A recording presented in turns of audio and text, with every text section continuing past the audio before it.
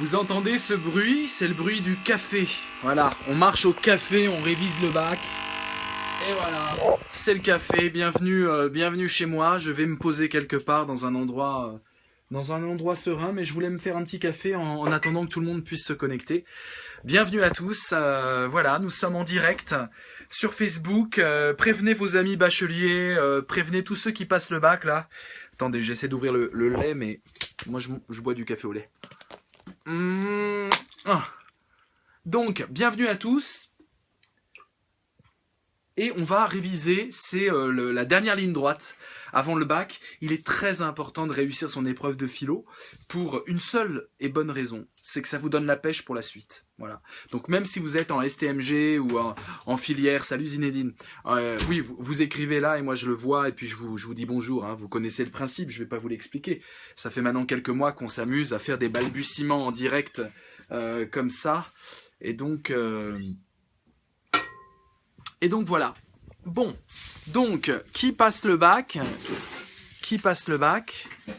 Et qui a besoin d'aide? Vous avez vu plusieurs choses. Salut Maxime. Rêver quelle matière? Je comprends pas ta question précise. Ah oui, vous arrivez là. Vous êtes 47. Waouh, c'est porteur le bac. Elon6, salut. Bon, bonjour tout le monde. Hein. Je réponds pas à vos bonjours, mais je vous vois. Hein. Best Doulou, vous avez de ces pseudos, les gars. Bonjour, merci pour ce live, pas de problème. Raphaël, salut, on communique, Raphaël. Je réponds à tous mes messages, hein, donc j'en ai environ une vingtaine par jour et je prends le temps de répondre. Donc voilà, mais ceci dit, ce soir, je vais pas pouvoir répondre. Et alors, ce qui est dramatique, c'est que demain, j'aurais voulu faire un live et vous corriger les sujets comme ça d'affilée, mais je suis pris, j'ai une conférence qui va durer 6 heures à Paris. Voilà, donc je ferai le corrigé intégral du bac le soir, voilà. Mais vous aurez un live le soir autour de 19h-20h avec tous les sujets corrigés et puis on discutera. On va utiliser cette technologie pour avancer. Voilà. Il refuse tous vos conseils, Victor, dit Claude. Bah c'est pas grave, c'est pas grave. Voilà, j'espère que ça marchera. De toute façon, ce sont des conseils horribles que je vous donne. C'est horrible. Parce que c'est tout sauf de la philo que je vous donne. Et voilà, donc c'est ce que j'appelle la méthode voyoute. On est des voyous, on veut faire un hold-up, on veut casser la baraque au bac, et on n'a pas envie de... Je parle trop, Silex? Bon, bah désolé, pas de problème. C'est pas un pseudo, c'est mon vrai nom. Excuse-moi, Besté, d'accord. Yep, ne penses-tu pas que le sujet pourrait se porter sur la liberté en rapport à l'actualité? Non. Entre septembre et décembre, où sont les sujets? Les sujets, j'ai prévu, Jérémy, je l'ai mis en lien. Donc si tu as un ordinateur à côté de toi, tu peux cliquer sur le lien. Dans cette vidéo-là, il y a un lien là au-dessus. Vous cliquez dessus si vous êtes sur un ordi. Et vous avez les sujets, ce sont mes pronostics, ce sont évidemment pas les sujets qui vont être demain présentés aux candidats. Le voyou, Silex. Silex, il veut tester. Faut pas tester, Silex. Là, t'es dans la catégorie des poids lourds, tu comprends? T'es surtout dans la catégorie de celui qui te répond en vidéo à tes commentaires. Ça fait mal, fais attention. Si tu veux me clasher, y a pas de problème. Alors, mes amis, on va avancer sur le bac, là. Il y en a plein, il y en a plein, il y en a plein. Merci d'avance pour le sujet corrigé. Oui, ça sera demain soir. Silex, il est énervé. Bon, nous, on est là pour bosser. Alors, voilà mes ultimes conseils pour travailler. Vous avez une vidéo. Si vous suivez tous les liens, je vous ai mis un peu... Non, les sujets, c'est pas le bon, Silex. Les sujets, c'est des pronostics. Ceci dit, j'ai quand même vu ce qui est tombé dans les dernières années. Et je pense ne pas être trop loin, j'espère, hein, c'est des pronostics, de ce qui pourrait tomber. De toute façon, ça vous met la pression, ça vous stresse et ça vous fait cogiter. De toute façon, le pari est gagné. Bienvenue, vous allez devoir faire la philo avant l'épreuve de philo, au moins une journée avant. Donc voilà, de toute façon, mon pari est gagné. Ça fait le tour d'Internet, j'adore.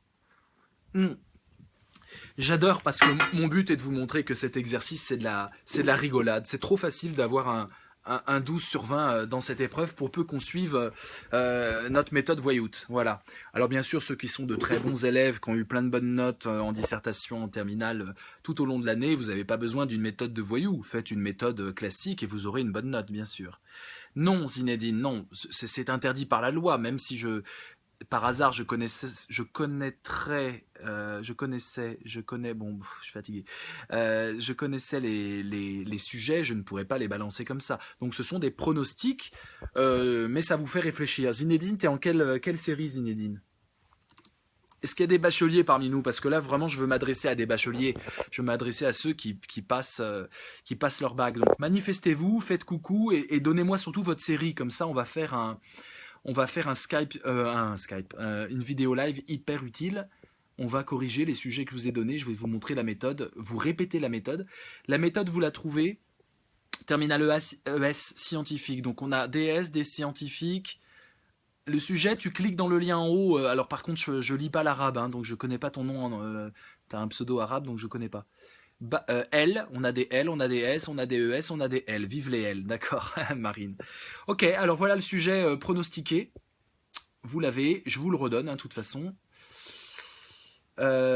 Pour les filières L, on a 2 sujets. On s'intéresse à la disserte dans la méthode voyoute. Hein. On a l'avenir est-il imaginable? L'avenir est-il imaginable? Grand 1, oui. Grand 2, non. Grand 3, oui mais. 3 sous-parties à chaque grande partie. Grand 1, A. Oui, l'avenir est imaginable, effectivement, parce que on passe notre temps à imaginer. Il n'est pas sûr. L'imagination, c'est jamais sûr. Donc, on peut tout imaginer, y compris l'avenir. Grand 1, petit b. On augmente la dose vers le oui. Hein. Dans la grande première partie, on répond oui au sujet. Mais en petit b, on doit faire plus fort que le petit a. D'accord? Donc, il faut augmenter la dose. Donc, grand 1, petit a, oui, imaginer, c'est possible, on peut s'amuser à inventer l'avenir, l'imagination, c'est pas la vérité. Grand 1, petit b, oui, l'avenir est imaginable, et d'ailleurs, c'est pour ça que c'est l'avenir, parce que le présent, on ne l'imagine pas, on le vit, on le connaît. Le passé, on le connaît. Il y a un travail sur l'histoire, il y a un travail sur des faits tangibles, des faits qui sont objectifs. Mais justement, par rapport au temps, là où l'imagination peut fonctionner à plein régime, c'est sur l'avenir, bien sûr. Et puis, le petit c, il faut radicaliser. Hein, la dernière sous-partie de toutes vos parties, sauf la dernière partie, donc le petit c du grand 1 et le petit c du grand 2, vous devez radicaliser. Il faut montrer qu'il n'y a pas d'autre possibilité que le oui. Donc oui, l'avenir ne peut être qu'imaginable parce que même la météo, on n'est pas capable de prédire le temps qu'il fera dans quelques jours parce que la théorie du chaos nous montre que on est dans un monde extrêmement complexe et des micro-détails qui changent en fonction de nos pronostics font que l'ensemble pronostiqué ne fonctionne pas. Donc l'avenir ne peut être qu'imaginé, hélas, il ne peut pas être pronostiqué, on ne peut rien dire de sûr sur l'avenir. D'ailleurs, les grandes crises politiques, les grandes révolutions n'ont jamais été prédites à l'avance, que ce soit la révolution tunisienne, que ce soit la révolution française, tout se passe bien et tout d'un coup, l'imprévisible existe. Et c'est parce qu'il y a de l'imprévisible et l'imprévisible est toujours possible, que l'avenir ne peut être qu'imaginé. Vous voyez, je radicalise, je suis comme un avocat qui plaide que l'avenir est imaginable, mais je le radicalise. Et après, ce que vous devez faire, et je réponds à vos questions, le plan oui-non et oui-non, oui-mais n'est-il pas limité? Non, best, c'est le best, the best plan. Non, c'est le meilleur plan. Vous êtes sûr que vous ne vous trompez pas si vous répondez oui, non, oui-mais, non pas à votre problématique, mais au sujet. D'accord? Il y a eu des vidéos avant, il y a eu des liens, je vais tous les balancer là, et puis si vous regardez sur ma page Facebook, il y a plein de liens explicatifs, vous cliquez sur les liens, vous aurez les vidéos sur la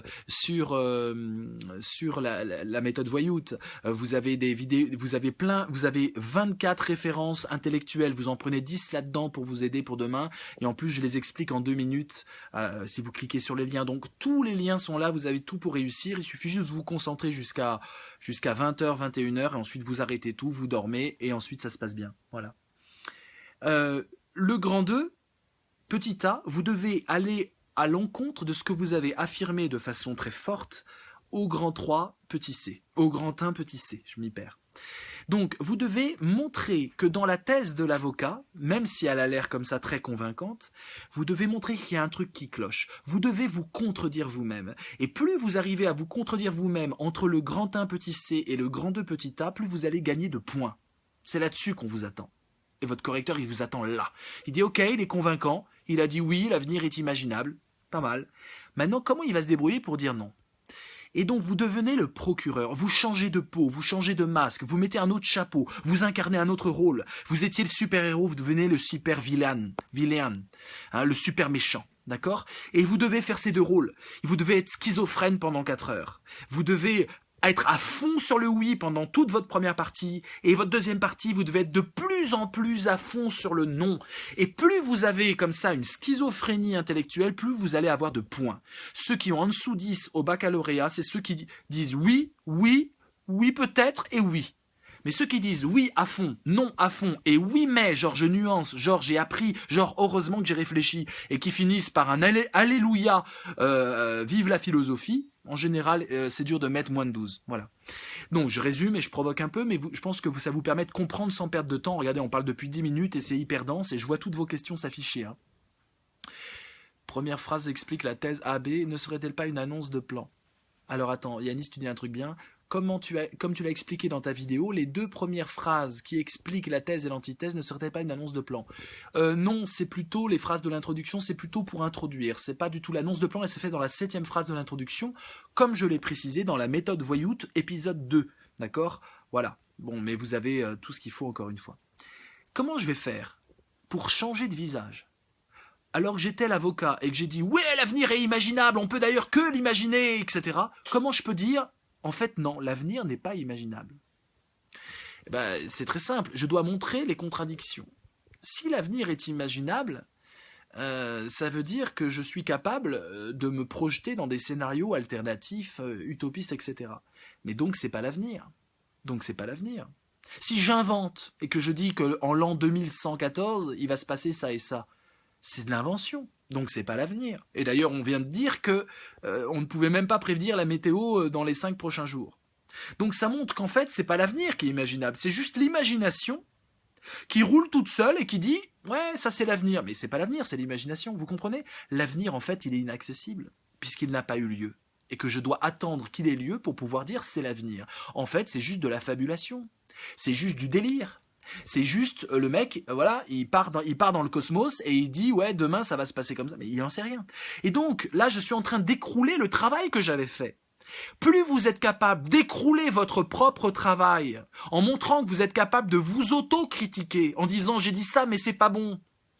J'ai expliqué ça, mais en fait, est-ce que c'est vraiment sûr? Et mettez-le sous forme de point d'interrogation, c'est encore mieux. Posez des questions dans vos copies. Il faut au moins qu'il y ait 4, 5, 6, 7 points d'interrogation dans votre copie. Parce que c'est ça la philo, c'est le point d'interrogation. Et donc là, vous commencez à douter de ce que vous avez affirmé vous-même. Mais vous avez le droit de le faire, car vous êtes dans une autre partie. La partie grand 2, qui est la partie du procureur. C'est pas l'avocat, c'est la défense. Et donc là, vous allez commencer à vous tirer, à vous flinguer vous-même. Hein, vous vous explosez, tout ce que vous avez affirmé en grand 1, vous devez le critiquer en avançant à chaque fois des idées nouvelles. Et il faut une idée par sous-partie. Ça peut être une idée dans vos livres d'histoire, ça peut être une idée parce que vous avez lu un livre en français et vous avez un vague souvenir, ça peut être une des 24 références que je vous donne sur Facebook là récemment, que j'appelle les 24 références pour épater le correcteur. Là c'est très technique, n'hésitez pas à mettre un mot grec, n'hésitez pas à mettre un peu de latin, n'hésitez pas à souligner l'ouvrage. Victor Hugo dit la mélancolie c'est le bonheur d'être triste. Précisez que c'est dans Les Travailleurs de la mer, apprenez-le par cœur. Hein, Les Travailleurs de la mer, comme ça vous précisez quel ouvrage c'est. Et n'oubliez pas une chose, les mots grecs et les mots latins, vous les mettez en les soulignant à la règle. Tous les mots étrangers, il faut les souligner à la règle. C'est pas entre guillemets, c'est des soulignés à la règle.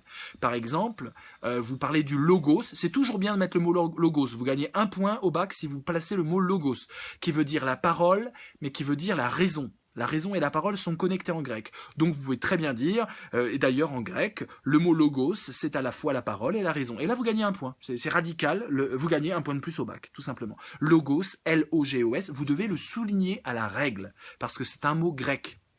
L'autre mot qui fait gagner 1 point, c'est le mot doxa, D-O-X-A, qui veut dire l'opinion commune. Ce que pensent les gens, en général, c'est pas bien. La doxa, les philosophes, ils aiment pas ça. Hein. Doxa, c'est l'opinion commune, mais c'est aussi toutes les rumeurs, les fausses opinions, les fausses croyances, les fausses vérités. Et quand vous dites la doxa, virgule, l'opinion commune, parce que vous devez définir la doxa, vous le soulignez à la règle doxa et vous gagnez 1 point de plus. Déjà, vous avez déjà assuré 2 points en philo, d'accord? Ça, c'est les 2 mots à caser dans toutes les copies. Vous les mettez demain. Que ça soit l'avenir est-il imaginable, sujet de L, Que ça soit quelle idée le fanatique se fait-il de la vérité, qui sera un sujet en rapport avec l'actualité de cette année. Quelle idée le fanatique se fait-il de la vérité, sujet de L. Sujet de ES, suis-je l'auteur de ce que je dis? Vous mettez doxa, vous mettez logos. En plus, logos, c'est parole, donc c'est bien. Le malheur donne-t-il le droit d'être injuste? Très lié aussi à l'actualité. Hein, le malheur donne-t-il le droit d'être injuste? Vous mettez doxa, vous mettez logos. La raison doit... Ça, c'est le sujet ES, c'est deux sujets. Le sujet... t'es un crâne, on dirait une bouteille. Super, Silex. Mais c'est pas avec ça que tu vas assurer ton bac. Attention, mon ami. Série S, la raison doit-elle se soumettre au réel? Ou faut-il avoir peur des machines? Vous mettez doxa, vous mettez logos. Et vous mettez une dizaine des références que je vous ai données, ou même 5, 6, ça suffit. C'est des références qui vont épater votre correcteur. Si vous apprenez sur la liste de 24 références, oui, logos, c'est ça, logos, parole et raison, à la fois la pensée et à la fois la parole, Moussier. Si vous mettez 5-6 références que je vous donne donc sur Facebook, là, vous allez épater le correcteur. Vous allez faire blabla, vous allez en parler. Quand vous donnez des références, quand vous donnez un truc d'histoire, quand vous donnez ce que j'appelle une idée, et il faut 9 idées dans votre copie, 3 parties, 3 sous-parties, ça fait 9 sous-parties, vous devez mettre une idée à chaque sous-partie. Vous devez pas simplement vous contenter de dire Victor Hugo a dit ça. Vous devez l'entourer de phrases. Si vous faites une citation de Victor Hugo, par exemple, la mélancolie, c'est le bonheur d'être triste, qui est une des 24 références que je vous donne, vous devez dire c'était le mal du siècle, au 19e siècle, ils étaient mélancoliques parce que ils avaient vécu l'épopée napoléonienne, pleine d'héroïsme. Et puis, tout d'un coup, devant eux, il y avait juste la société bourgeoise où le but c'était de s'enrichir. Du coup, tu déprimes. Et il y avait il y avait beaucoup de citoyens qui déprimaient, etc. Donc vous devez faire un peu de blabla pour pas balancer votre citation en disant ça y est, j'ai marqué un point, j'ai balancé ma citation. Non, non, non, non, non, non, non. Vous devez un peu l'expliquer. Hein. Vous devez tirer des conclusions. Si vous donnez une idée, c'est pour dire donc après ou par conséquent. Où on peut voir par conséquent, etc. Donc c'est pour argumenter. Vous donnez des exemples, des citations, des références, c'est dans votre argumentation. C'est pour, en fait, en tant qu'avocat ou en tant que procureur, marquer des points. Marquez des points. Hein. Donc faites un peu de blabla. Et si vous vous arrêtez là, vous dites peut-être que je peux mettre une phrase de plus là-dessus. Donc essayez de voir si vous pouvez pas continuer vos phrases. Plutôt que de dire ça c'est mon point final, essayez de voir si vous pouvez pas la continuer. De toute façon, toutes les fins de vos 9 sous-parties sont des réponses au sujet. Ça, c'est le moyen d'éviter le hors-sujet. Même si vous vous plantez dans votre problématique, c'est pas grave. Mais à chaque fois que vous terminez votre sous-partie, ça doit être une réponse au sujet. Par exemple, quelle idée le fanatique se fait-il de la vérité? Première réponse, le fanatique a donc une opinion faussée de la vérité parce qu'il est plein de passion et ça l'empêche d'utiliser sa raison à bon escient. C'est une réponse. J'ai répondu réellement au sujet. Je peux dire une autre réponse. Le fanatique se fait une idée de la vérité comme étant quelque chose qu'il doit imposer aux autres par du prosélytisme, en faisant de la pub, hein, et de façon à convaincre les autres, je sais pas, de ses théories complotistes, etc. Donc c'est une autre réponse au sujet. Et vous devez en fait, dans votre copie, trouver 9 réponses différentes au sujet. 3 réponses qui permettent de répondre oui au sujet, de plus en plus fort. 3 réponses qui permettent de répondre non au sujet de plus en plus fort. Non, ensuite non, non, non, et ensuite ça ne peut être que non. Et puis la 3e partie, c'est le oui, mais qui est nuancé. C'est un oui, mais c'est plus complexe que ce qu'on pourrait penser. C'est un oui qui se sert de ce qu'on a développé en 2e partie, c'est-à-dire le non, et qui va nuancer ses propos. C'est le juge. C'est pas l'avocat, c'est pas le procureur, c'est le juge qui va trancher, mais de façon subtile et nuancée. Il faut montrer que c'est plus complexe que ce qu'on pense. À chaque partie, à chaque sous-partie de votre grand 3, vous devez montrer que c'est plus complexe. Vous devez dire, on pourrait croire que, mais en réalité. C'est le genre de phrase qui marche à tous les coups, ça fait gagner beaucoup de points aussi. Hein, il semblerait que, mais en réalité, nous voyons que. Hein, genre, on pourrait croire, mais c'est pas si simple, mais c'est plus nuancé, mais c'est plus complexe. Et toute votre troisième partie, c'est des petites nuances de, on a envie de penser ça, le oui radical de l'avocat, mais en fait, il faut plutôt dire un oui autrement. Et vous finissez votre grand 3 petit c, non pas en radicalisant, parce que là on est dans la nuance, donc on ne peut pas radicaliser. Dans le grand 1 petit c, on pouvait dire oui, ça peut être que oui. Dans le grand 2 petit c, on pouvait dire non, ça peut être que non. Dans le grand 3 petit c, vous dites vive la philosophie. Hein, c'est juste un hymne à la philosophie, c'est heureusement la philosophie. Donc, alors regardez comme ça marche pour tous les sujets. Le coup du grand 3 petit c, vive la philosophie.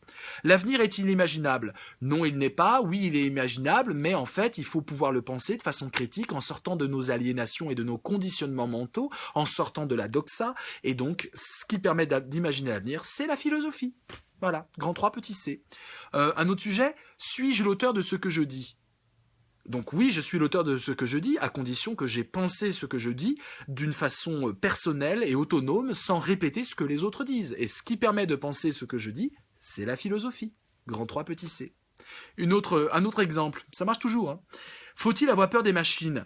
Peut-être qu'il faut avoir peur des machines parce qu'elles peuvent rendre notre monde inhumain et robotiser nos émotions et notre mode de vie. Mais ce qui permet de résister à la machine, c'est la pensée critique qui permet de développer sa liberté de penser, ce que la machine n'a pas, et c'est la philosophie. À chaque fois, vous pouvez terminer sur la philosophie. Ça fait plaisir au prof parce que le prof, son job, c'est de faire de la philosophie. Donc si vous dites vive la philosophie, vous dites vive mon correcteur, je vous aime.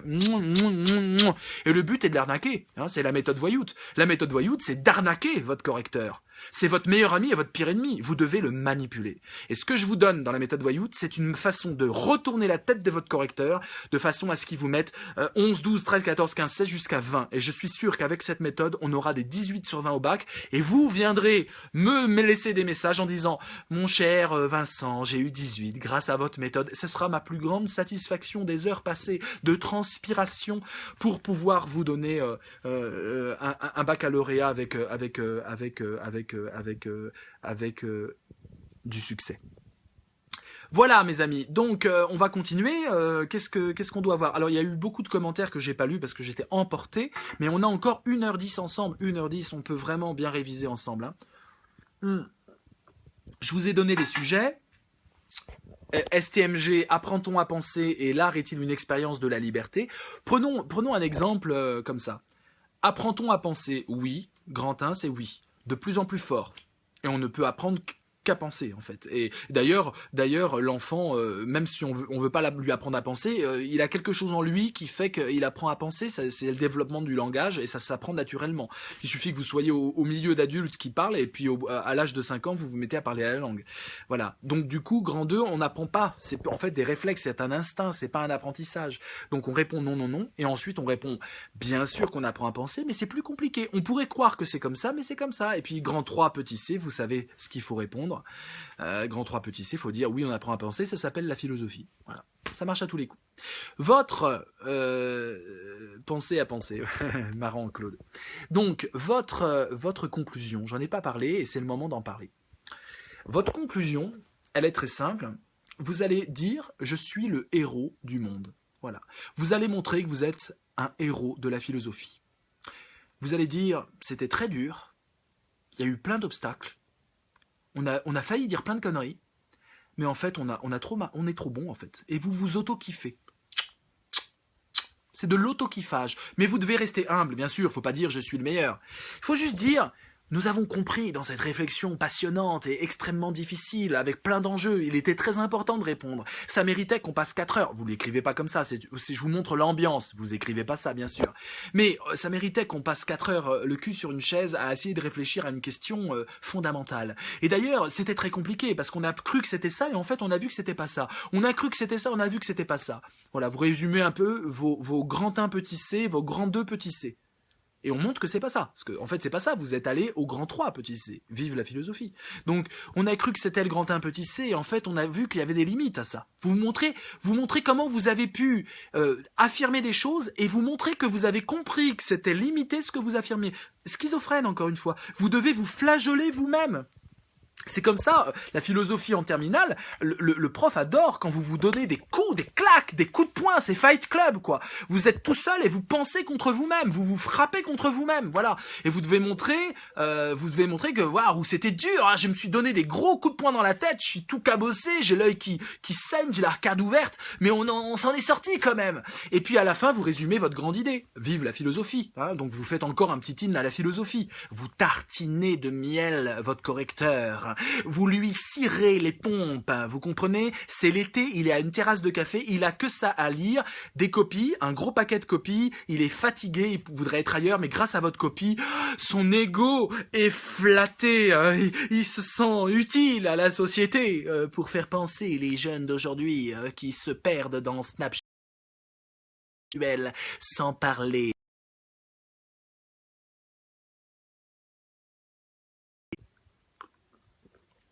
Flageolet, non, flageolet, hein, du verbe, voilà. Mon prof a dit que le oui-non en philo, c'est pas très bien, mais oui et peut-être. Ton prof, il dit ce qu'il veut. Je donne une méthode, mais ça veut pas dire que les méthodes de vos professeurs sont nulles. Hein. Moi, je vous donne une méthode de voyou, encore une fois. Donc, vos professeurs ne sont pas des voyous.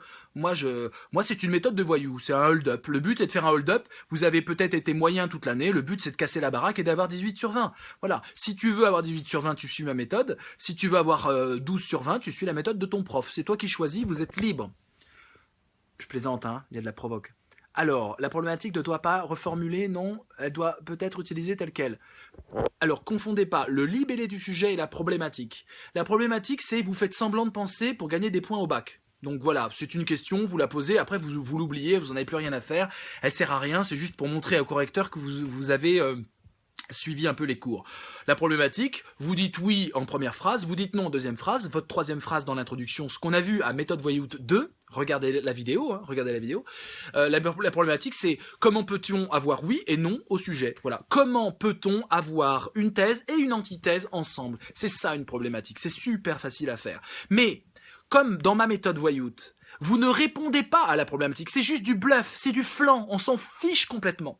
Le but du jeu, c'est de la balancer et que pour épater le prof en troisième phrase de votre intro où il se dit « Waouh, j'ai affaire à un élève qui a eu des bonnes notes toute l'année et je ne peux pas aller à l'encontre de ça, au moins il aura 12. » Voilà, c'est ça.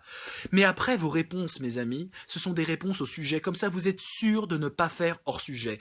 L'erreur, ce sont les élèves qui regardent leurs problématiques, qui les ont composées et qui essayent de répondre à leurs problématiques. Si vous vous plantez dans la problématique, vous êtes sûr que vous vous plantez dans toute votre copie.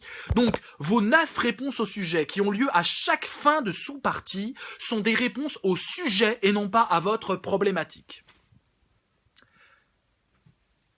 Non mais Jinan, il n'y a aucun problème. Coef7, je te dis que si tu suis ma méthode et tu peux te mettre à jour dans les 2 heures qui viennent, tu auras plus de 12, je te le garantis.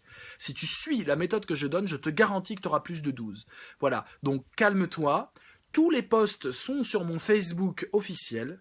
Tu cliques sur les liens, et en général, dans les liens, j'ai mis les autres liens. Donc, tu peux comme ça circuler, et tu appliques la méthode que je donne, et tu auras au minimum 12. Je te garantis que tu auras un 15, même si tu es nul, même si tu fais des fautes. Tu prends ton temps. J'ai oublié de dire le nombre d'heures... j'ai oublié de dire le nombre, excusez-moi, de pages. Le nombre de pages est très important. Vous devez faire, par partie, 1 page et demie. C'est beaucoup, je sais, c'est beaucoup. Votre intro doit faire 1 page, c'est-à-dire en fait, vous savez, les copies de bac, la première page est amputée parce qu'il faut mettre votre nom, etc. Donc vous avez, voilà, votre intro, elle doit faire cette première page-là et déborder un peu cette page-là sur 2-3 lignes. Ensuite, vous sautez une ligne et vous mettez toujours des alinéas, c'est-à-dire vous décalez par rapport à la marge quand vous commencez votre écriture. En introduction, il y a un alinéa, vous décalez par rapport à la marge pour commencer. En grand 1 petit a, il y a un alinéa. En grand 2 petit a, il y a un alinéa. En grand 3 petit a, il y a un alinéa. Et la conclusion, il y a un alinéa. Dès que vous mettez un alinéa, c'est que vous avez sauté une ligne. Donc on saute une ligne entre l'intro et le grand 1 petit a. On saute une ligne entre le grand 1 petit c et le grand 2 petit a. On saute une ligne entre le grand 2 petit c et le grand 3 petit a. Et on saute une ligne entre le grand 3 petit c. Sinon, vous ne sautez pas de ligne. C'est-à-dire que vos sous-parties sont soudées les unes aux autres.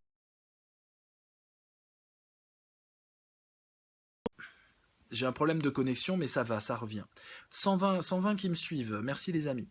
Donc vous comprenez, dans les sous-parties, vous ne sautez pas de ligne, mais vous allez à la ligne. Qu'est-ce qui fait qu'on passe du grand 1 petit a au grand 1 petit b? C'est parce que vous finissez votre phrase au milieu de la ligne. Alors évidemment, finissez pas à la fin parce qu'on ne voit pas que vous sautez une ligne. Donc vous devez rajouter quelques mots pour finir un peu au milieu de la page. Et là, vous allez à la ligne sans sauter de ligne. Et ça, c'est quand on va d'une sous-partie à l'autre dans la même partie. J'espère que je suis clair. J'aime quand tu donnes les ambiances parties, car cela guide les jeunes pour sentir... Hein. Lucas, on prend forcément des points si on ne met pas de citation. Non, on perd forcément des points. Non, tu peux avoir 20 sur 20 sans aucune citation, Lucas. Voilà. Mais si tu épates ton correcteur avec les 2-3 citations que je vous donne, qui sont en lien là, vous cliquez sur les liens dans mon Facebook et vous allez les trouver. Je donne 24 références. C'est agréable à écouter. C'est une émission sur France Info que je fais et ça dure 2 minutes les posts. Il y a 24 fois 2 minutes et vous pouvez prendre des notes. Vous pouvez juste en choisir une dizaine pour demain et les fourguer partout pour tous les sujets. C'est comme Logos et c'est comme Doxa. Ça se fourgue à tous les sujets. Si tu cites par exemple Saint-Augustin, la mesure de l'amour, c'est aimer sans mesure. Voilà une phrase qu'il dit. Mais sauf qu'en fait, dans la vraie phrase latine, il ne parle pas de l'amour de toi, de moi, avec ta copine. Il parle de l'amour de Dieu. Mais on a gardé de Saint-Augustin cette phrase qui est très jolie, « La mesure de l'amour est d'aimer sans mesure ». Et donc tu peux très bien dire, on prête à Saint-Augustin cette phrase, 2 points, citation, « La mesure de l'amour est d'aimer sans mesure ». Tu dois l'expliquer. On a l'impression que l'amour n'a pas de limite, que l'amour n'a pas de mesure, c'est-à-dire qu'on est capable des pires folies. Donc là, tu dois toujours expliquer la citation que tu donnes. Tu dois pas te contenter de la donner, mais tu dois faire 3 phrases derrière, tu vois. Tu dois beurrer la tartine. Mais après, tu peux dire, mais en fait, cette phrase est inexacte. Car en latin, c'est, et là tu sors la phrase latine, tu mets entre guillemets parce que c'est une phrase, mais tu vas souligner parce que c'est du latin, tu soulignes à la règle, qu'encore faut-il avoir une règle dans sa trousse. Et là tu dis, amandi deum modus est sine modo. C'est pas compliqué à apprendre, c'est très joli, c'est une phrase latine, vous ne parlez pas latin, ce n'est pas grave. Ce qui compte, c'est que votre correcteur va croire que vous êtes en classe de latin. Vous venez de gagner 2 ans de latin aux yeux de votre correcteur alors que vous avez rien fait en latin. Vous comprenez l'astuce? Vous apprenez par cœur cette phrase latine. Vous n'êtes pas latiniste, mais c'est pas grave, c'est du bluff, vous comprenez? Et ça va marcher. Et donc, vous avez cité une phrase qui était volontairement fausse de Saint-Augustin. Hein, la mesure de l'amour est d'aimer sans mesure. Le prof, il connaît pas trop Saint-Augustin, il va faire comme tout le monde, il va regarder un peu sur Internet. Si c'est un prof consciencieux, sinon il va même pas voir, il se dit « Waouh, il connaît Saint-Augustin, c'est bien ». Votre prof, c'est l'été, il en a vraiment rien à faire. Hein. Mais il va regarder sur Internet et il se trouve que sur Internet, quand vous tapez ça, on voit à peu près que c'est de Saint-Augustin. Mais là, vous allez tout d'un coup dire « Mais en fait, la phrase, c'est pas ça, il parle pas de l'amour entre 2 êtres humains ». Cette phrase parle de l'amour envers Dieu. L'amour envers Dieu, la mesure de l'amour envers Dieu est d'aimer sans mesure. Et là, vous le citez la phrase en latin en disant « Amandi deum », deum c'est Dieu, « Amandi deum modus », cette phrase, je l'ai dans mes 24 références, vous la trouverez facilement sur mon Facebook. « Amandi deum modus est sine modo ». Vous la citez pour bluffer, vous comprenez, c'est une méthode voyoute. Et là, votre prof, il aura un orgasme. Un orgasme. Il va faire oh, « J'ai affaire à un latiniste qui a lu Saint-Augustin dans le texte !» Vous gagnez 5 points là, c'est fini. Et là, vous racontez qu'en fait, cette phrase est mal comprise et qu'il s'agit de l'amour de Dieu. Et l'amour de Dieu, vous pouvez le balancer dans n'importe quelle copie. De toute façon, les profs adorent qu'on parle un peu de Dieu dans une sous-partie, quel que soit le sujet, ça montre qu'on est ouvert à la spiritualité, la religion, ça marche toujours. Pour peu que votre prof soit catho, musulman ou juif, ça marche toujours. Et même s'il est athée, il dira « Waouh, quand même, c'est pas mal, il connaît quand même du latin Saint-Augustin ». Ça marchera. Vous allez le bluffer jusqu'au trognon de pomme et vous allez avoir un note au bac extraordinaire. Voilà un exemple. Il y a 24 références que je vous donne. Vous devez les utiliser comme ça. Voilà, par exemple, vous parlez d'intertextuel. Elles sont super pointues, mais je les explique, vous allez les comprendre, et le but n'est pas d'apprendre par cœur, le but est, si, il faut apprendre par cœur la référence, mais le but est de bluffer, le but c'est de pouvoir bluffer sur 3-4 phrases, c'est ça la méthode voyoute. Hein? Si on prend le commentaire, non, prends pas le commentaire Jean-Baptiste, prends pas le commentaire, prenez la disserte, vous avez le choix, donc vous allez prendre la dissertation, le commentaire, tous les nuls prennent le commentaire, tous ceux qui sont nazes, donc il y a un a priori négatif, aucun prof ne va l'avouer, mais moi je l'avoue, hein. Aucun prof n'est capable de balancer les sujets comme je vous les ai balancés, moi je l'avoue, je suis en plein ego trip, hein. Et donc voilà, tiens, j'ai des messages sur mon Facebook, je regarde en même temps. Pourquoi tant de gentillesse avec nous, simple élève de terminale? Parce que je veux exploser le système. Donc je vais me servir de vous pour exploser le système. Mon but, c'est qu'on en finisse avec le baccalauréat. Je veux montrer que l'exercice de philosophie au baccalauréat, c'est de la merde en boîte. Vous comprenez? Je veux montrer que c'est pas ça la philo. C'est pas une épreuve de philosophie. Je veux montrer que ce psychodrame national autour du baccalauréat, c'est de la foutaise. Et la seule façon de le démontrer, c'est de vous apprendre une méthode où vous assurez, alors que vous êtes nul toute l'année, vous assurez un 15 ou un 16 sur 20. Je suis en train de dire à haute voix ce que aucun professeur ne pourra évidemment dire. Voilà, et je veux montrer que ce qui compte, c'est le contrôle continu et certainement pas une épreuve débile ou quand on est stressé, on a une mauvaise note alors qu'on était bon toute l'année, ou quand on a du au pifomètre, on tombe sur un correcteur qui tout d'un coup a envie de bien noter. Eh bien, pour le coup, on se retrouve avec une bonne note. Ça veut rien dire le bac. Donc voilà ma stratégie politique derrière tout ça, évidemment. C'est de vous utiliser complètement, créer à travers vous une armée de résistance et élever le niveau en vous instrumentalisant, en vous manipulant à 250%. Je plaisante un peu aussi. Ils sont sûrs à 100% les sujets? Non, ils sont sûrs à 0,009%. J'espère t'avoir répondu, Charles. Ce sont des pronostics.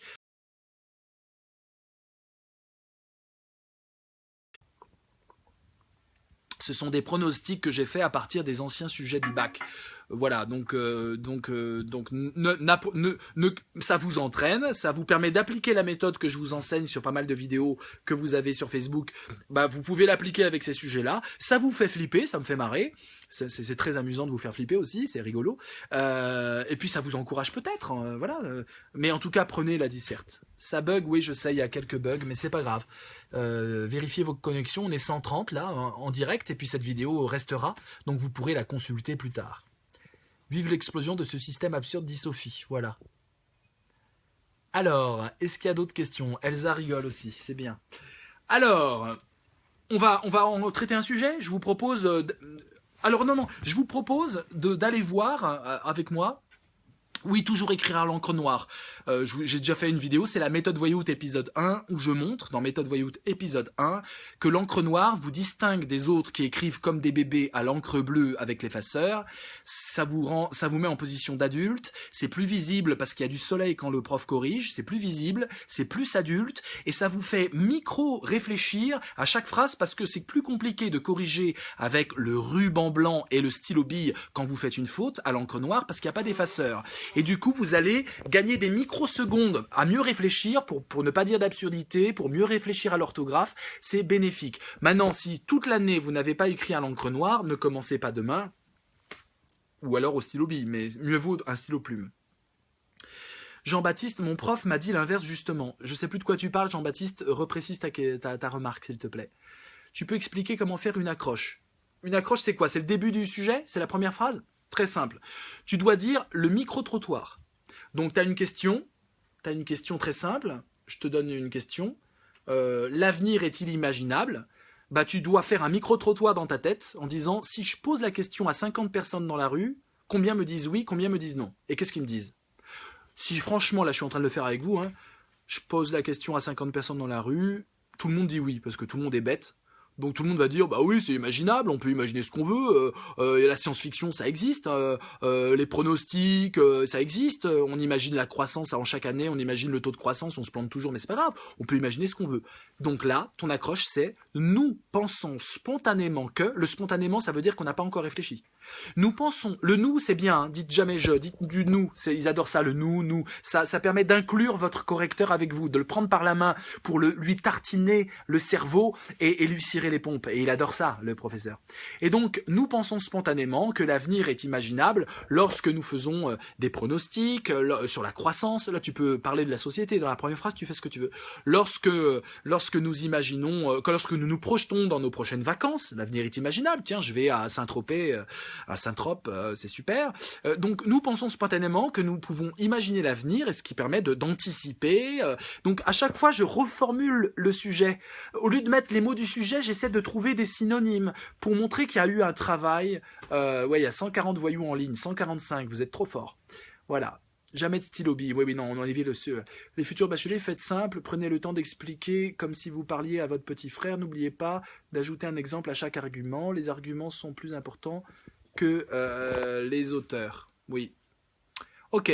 Alors, je vous propose de passer en revue les 24 références que je vous donne. Je vais à haute voix vous dire si c'est utile pour les sujets que j'ai pronostiqués. Ces 24 références, vous les trouverez très facilement en suivant les liens. C'est posté sur Facebook, j'appelle ça Philoculture. Philoculture, vous avez un post bleu que j'ai fait. Vous cliquez dessus et vous avez les 24 références, faciles à apprendre, et des liens qui expliquent, vous entendrez ma voix expliquer les choses. Vous en prenez 10 là-dedans, mais on va voir ensemble. Alors, je vous donne aussi une façon de comment on peut les utiliser. Et je regarde bien sûr vos commentaires. Ah que coucou. Silex, tu parles trop. Silex, tu es fasciné, tu es hypnotisé par ma voix, Silex. C'est pour ça que tu es là à dire que je parle trop. Je rentre dans ton esprit, Silex. Je te manipule. Bon, on y va. Alors, voilà les références. Alors, je vous montre, écoutez, le mieux c'est que j'ai la vidéo comme ça avec vous, voilà. Ok? Voilà, c'est ce post-là sur Facebook, vous le trouverez facilement. Philoculture. J'ai été prof pendant 5 ans, j'ai passé mes petits diplômes, et donc ce que je vous dis, c'est du bronze. C'est de l'or. Voilà, alors, quelles sont les deux qualités? Alors voilà les 24 références, d'accord? Je vous montre là, 24 références expliquées. Maîtrisez-en 10 pour le bac philo. C'est pixelisé, je sais, je suis désolé, ma connexion est faible, mais je pense qu'on peut, y aller. Merci, c'est gentil, Enzo. Je crois qu'il ne veut plus me répondre. Zinedine, tu parles de moi? Excuse-moi, hein, vous êtes beaucoup à parler là, j'ai du mal à gérer. J'essaie de revenir en bas, en haut plutôt. Zinedine, je vois pas ton poste, peut-être que je l'ai pas reçu. Fais copier-coller. Alors, quelles sont les deux qualités de la perfection humaine selon l'idéal grec antique? La réponse, c'est la beauté et la bonté. C'est ce qu'on appelle avoir un esprit saint dans un corps saint. D'accord? S-A-I-N, bien sûr. Donc, la beauté. Alors, pour les Grecs, il fallait être beau et être bon. D'accord? Être bon. Être sage. La bonté, c'est la sagesse. Donc, il fallait avoir une super gueule, un super corps, être bien bâti, bien gaulé. Et en plus, il fallait être sage. C'est-à-dire, là, il y a de la philo là-dedans. Hein. Et alors, le mot grec pour dire cet idéal grec de l'Antiquité, il y a un mot grec que vous devez apprendre, la kallokagatia. Alors regardez bien, il ne faut pas vous tromper, il y a un H. Kallo, c'est ce qui est beau. Ça veut dire beau. Le K, là, le K, ça veut dire que c'est et. La beauté et la bonté. C'est kai en grec, mais il y a une crase. Et la crase, bah, ça se dit comme ça. Et agathos, agathia, c'est la sagesse. D'accord? Donc kallo, kagatia, c'est beau et bon. Ça, vous l'apprenez par cœur, et quand vous le mettrez entre parenthèses, et vous le soulignerez, parce que c'est un mot grec, et qu'il faut souligner les mots grecs. Et vous dites, chez les Grecs, pas chez les Grecs, l'idéal, les deux qualités de la perfection humaine, selon l'idéal grec, étaient la beauté et la bonté, et vous mettez entre parenthèses kallokagatia, et ensuite, n'oubliez pas, une fois que vous avez mis cet élément, vous devez faire blabla, blabla, blabla, blabla, blabla, blabla. Vous devez faire 4-5 phrases qui suivent. Et on voit bien que la beauté c'est important, le corps est important, machin chose, bidule, et que la bonté c'est important, être sage, la philosophie, vive la philosophie. D'accord? Mais il y a le corps et il y a l'esprit. D'accord? Ça là, ça vous fait gagner beaucoup de points au bac. Beaucoup de points au bac. C'est un vrai hold-up sur la note. Parce que là, votre prof va être en extase. Parce que vous serez parmi les très rares candidats, et en tout cas les seuls de sa copie, de son paquet de copies, même s'il y en a d'autres qui appliquent cette méthode dans d'autres paquets de copies de profs, je suis sûr qu'il n'y aura pas deux comme vous qui auront dans le même paquet de profs, gros paquet comme ça, de copies qu'il a à corriger, c'est-à-dire 100 copies, 130 copies, il n'y aura personne qui va faire cette référence-là. Ça, vous l'apprenez ce soir.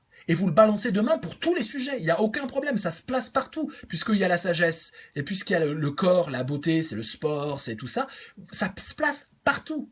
Et vous le mettez en plus en grec. Ça veut dire au prof, j'ai fait des études de grec pendant 5 ans, mon gars. Le mec, il va être complètement perdu. Vous comprenez ? Non, on prend la dissertation, Valentin, parce que là, c'est une méthode pour la disserte. Le texte, c'est trop casse-gueule. C'est trop casse-gueule. D'ailleurs, les profs ne sont pas d'accord sur la méthodologie appliquée pour le texte. Donc, de toute façon, c'est trop le pifomètre. Voilà un exemple. Et là, vous appuyez là, et je parle de ça sur France Info. Donc en plus, vous avez 2 minutes là, où vous pouvez tranquillement réviser. Vous pouvez vous l'écouter 3 fois de suite. Ça rentre dans votre tête, vous en rendez même pas compte. Et là, vous avez une bombe atomique pour le bac. Ça se place partout dans les dissertes. Ça vous fait une sous-partie. Hein. Ça, c'est une sous-partie où vous faites blabla avant. Vous faites semblant de vous poser des questions. Mais alors, quel serait l'idéal de l'éducation point d'interrogation. Mais comment peut-on... Et toujours lié au sujet. Hein, vous faites semblant... Vous savez que vous avez ça à balancer. Donc, ne le balancez pas tout de suite. Préparez le coup. Faites semblant de vous poser des questions. Oh là là, on se demande, c'est quoi le but? Est-ce qu'il faut développer l'esprit au détriment du corps? Et en fait, la réponse est non, il faut les deux. Il faut les deux. Il faut le corps et l'esprit. Hein, et donc, oh là là, je me pose plein de questions, oh là là, c'est compliqué, et bam, vous balancez ça, et là, ça fait pouch, pouch, pouch, d'accord? Et ensuite, vous êtes un héros maintenant. Maintenant, vous êtes un héros, puisque vous avez montré que c'était super dur, et que vous avez la solution, maintenant, vous allez dire, ouais, je suis sauvé. Et pendant 5 phrases, 10 phrases, vous allez dire, je suis sauvé, c'est génial, ah oui, bravo, ça répond au sujet, c'est formidable, blablabla. Dans le but d'un oui, si c'est le grand 1, dans le but d'un non, si c'est le grand 2, ou l'inverse, hein, et dans le but d'un oui mais, si c'est le grand 3. Hein, ça fait un très bon troisième partie, ça. C'est un très bon argument pour la troisième partie. Parce que c'est nuancé, hein, il y a les deux. Voilà, j'espère que c'est très clair. Vous en avez 24 comme ça. Prenons-en une autre. Qui a défini la mélancolie comme le bonheur d'être triste?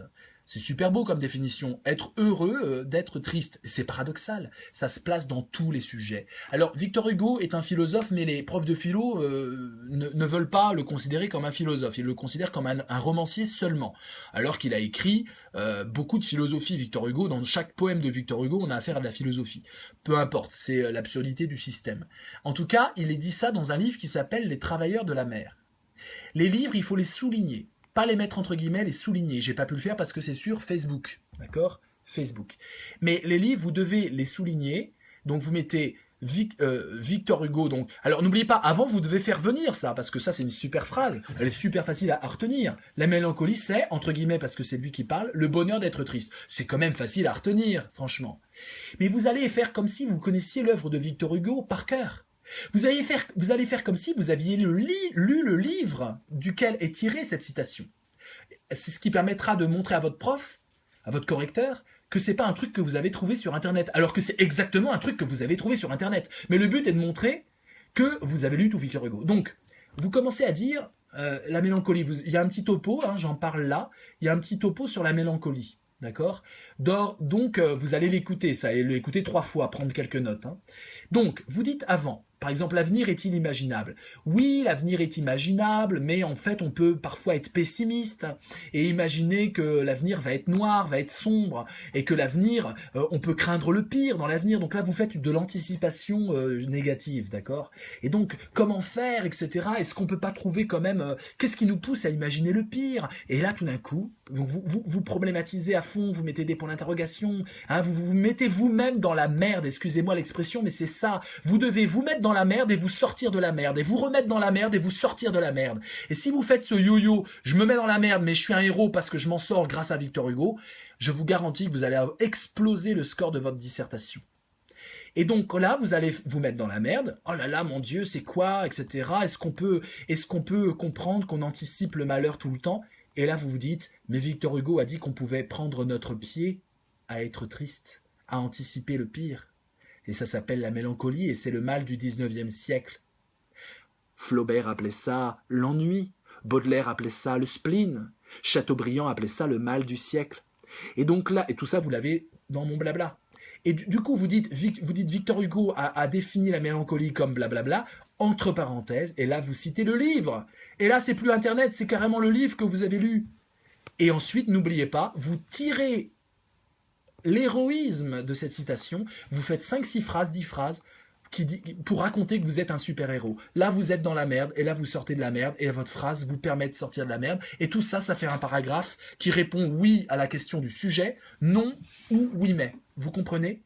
C'est formidable. Voilà, c'est extraordinaire. Si vous faites ça et ça, là, vous en avez déjà 2, là. Révisez-les bien. On prend une troisième. Je vois que on y croit que c'est coef 8. Ouais, mais Yacine, il n'y a pas de problème. C'est pour ça, justement. Alors, zut, excusez-moi, je suis sur France Info. Boum.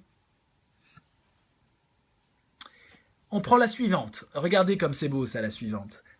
Vous allez faire semblant d'avoir lu tout Sartre. Hein, et Sartre, tous les profs l'aiment, puisque c'est l'auteur en terminale qui passe partout. Sartre, ça passe partout, vous pouvez y aller, c'est les yeux fermés, c'est vraiment... Et alors voilà, de Sartre, vous avez besoin de retenir que ça pour épater votre correcteur. Comment s'appelle le courant philosophique qui postule, qui pense que l'être humain forme l'essence de sa vie par ses actions? C'est-à-dire que ce qu'il est vraiment, l'essence de sa vie, c'est son identité, ce sont ses actions. C'est pas ses boyaux, c'est pas son génome, c'est pas ses gènes, c'est pas son corps, mais ce sont ses actions. En fait, mes actions font mon identité. L'essence de ma vie, ce sont mes actions qui les font, et non pas mon bagage génétique, et non pas mon hérédité, et non pas mon héritage. C'est comment j'agis dans la vie, et en fonction de comment j'agis, je deviens ce que je pourrais être. Voilà. Donc ça, vous le retenez, ça s'appelle l'existentialisme. Apprenez bien à l'écrire. Et c'est Jean-Paul Sartre, notamment, ils sont plusieurs à avoir pensé l'existentialisme, mais il y en a un qui est super connu par des profs de terminale, c'est Jean-Paul Sartre. Et donc là, vous allez pouvoir dire, blablabla. Alors là, c'est, en fait, vous avez vu, c'est j'agis et je deviens ce que je suis par mes actions. Mon essence, ce sont mes actions. C'est beau, en plus, quand on a 18-20 ans, c'est super de penser comme Sartre. On a plein d'envie et d'énergie. Alors voilà comment vous allez faire. Je prends n'importe quel sujet, voilà, je sais pas moi, l'avenir est inimaginable, j'ai que ça dans la tête, excusez-moi. Donc l'avenir est inimaginable. Vous allez dire, mais oui, mais l'avenir, c'est aussi se projeter dans l'avenir, c'est aussi agir, organiser son action, c'est aussi prendre part dans... Parce que là, votre but, c'est de fourguer ça, fourguer ça. Donc pour fourguer ça, il faut parler d'action, ça vous donne en plus des idées pour développer votre plan. Quand vous savez que vous avez cette bombe atomique-là, vous allez pouvoir, ça va vous inspirer pour votre sujet. Si vous en apprenez 9 comme ça peut être vos 9 sous-parties peut-être, voyez ? Donc ça vous donne des idées. Donc là, vous problématisez, vous vous mettez dans la merde. Là, vous dites, mais Sartre, mais l'existentialisme, qui est le courant philosophique qui postule que l'être humain forme l'essence de la vie par ses actions, et qui est notamment développé par le philosophe Jean-Paul Sartre, pense que l'essence de la vie, ce sont les actions.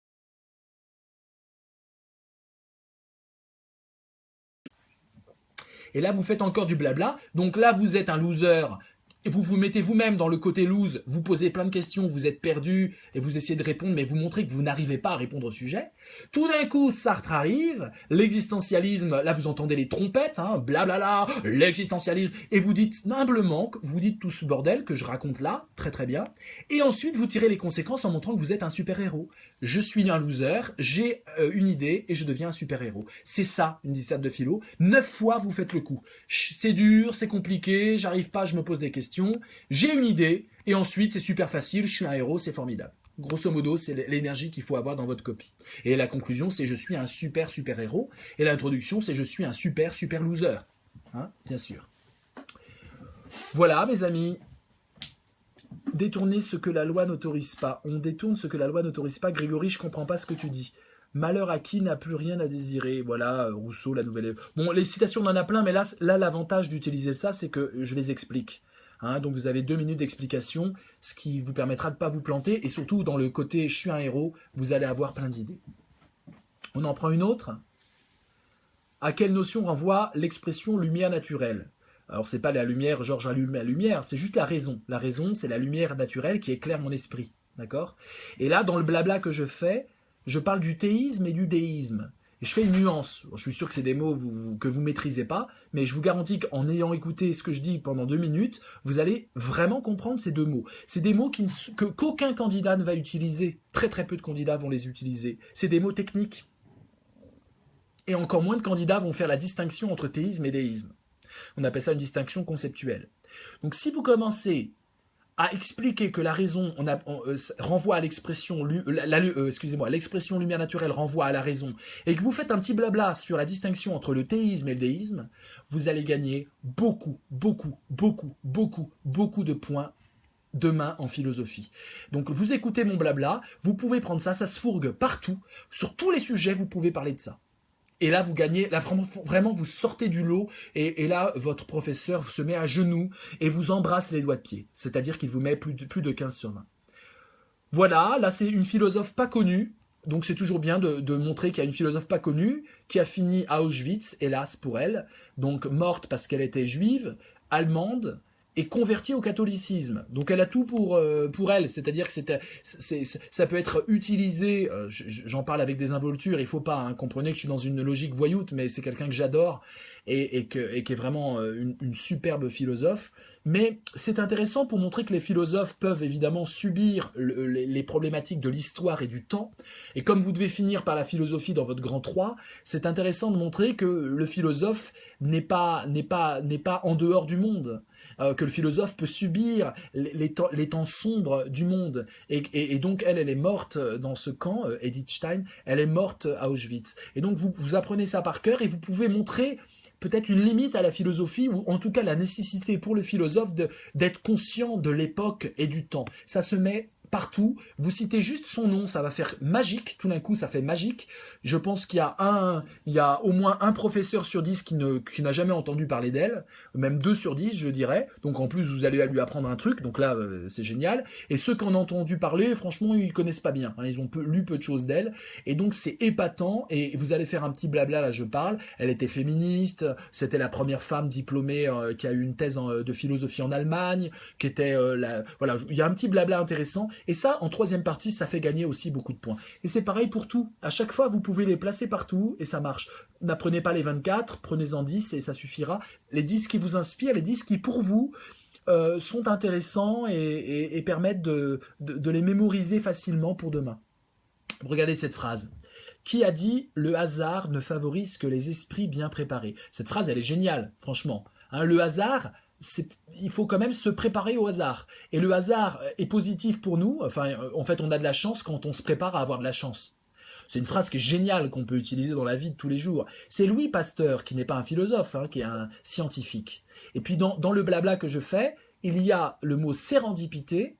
Alors, personne ne le connaît parmi vous, mais le professeur le connaît, votre professeur le connaît. Il y a Carl Jung, qui est un psychologue, un psychanalyste allemand, et je parle de synchronicité, qui est un concept de Carl Jung. Quand vous écoutez mon blabla, tout ça, ça va devenir très clair. Et je vous garantis que si vous citez Louis Pasteur en parlant de cette phrase que vous pouvez fourguer partout, et qu'en plus vous parlez de sérendipité, de synchronicité sans vous tromper, il faut bien écouter le blabla, et de Carl Jung, là vous explosez votre note au bac. Hein, Julien, ça sert à rien de nous sortir du Husserl. Toute conscience est conscience de quelque chose. Alors là, Julien te prend en direct. Julien, c'est une des phrases les plus stupides de la philosophie. Henri Lefebvre, un philosophe que j'adore, avait bien dit que franchement, ça n'apporte rien de nouveau. Quand t'as conscience de quelque chose, ok ? Bah oui, parce que tu peux pas avoir conscience de rien. C'est la phrase la plus stupide de toute l'histoire de la philosophie, qui est cité par plein de professeurs de philosophie parce qu'on leur a appris à vénérer la phénoménologie qui est le courant de Husserl. C'est une phrase débile. Quand tu réfléchis 2 secondes à cette phrase, c'est une phrase totalement débile. Ce que voulait dire Husserl, c'est que la conscience est motivée, elle va vers quelque... Mais c'est débile, c'est une phrase débile. Ça montre vraiment que la philosophie en terminale, elle est juste débile, parce qu'on en a encore à ces phrases-là. Donc ne sors pas des phrases débiles, prends dans la matière que je vous donne, ou dans des phrases vraiment intéressantes, les références de la série S... Julien, mais c'est sur mon Facebook, les amis. Dès qu'on a fini dans une demi-heure, on finit cette discussion dans une demi-heure. Tu vas sur mon Facebook tranquillement, ma page officielle, c'est qu'à la pastille bleue, et puis tu cliques et tu vois les sujets. Bon, je te les donne, d'accord, ça. Alors, maintenant, allons voir nos sujets. Donc, vous allez sur mon Facebook, d'accord, Vincent Cespedes page, c'est vraiment pas compliqué. Voilà, bah là c'est moi actuellement en train de vous parler, là on est dans une sorte de mise en abîme, hein, je l'écrirai avec un Y d'ailleurs. Alors, voilà, vous avez les sujets du bac de philo, je vous rappelle que ce sont des pronostics.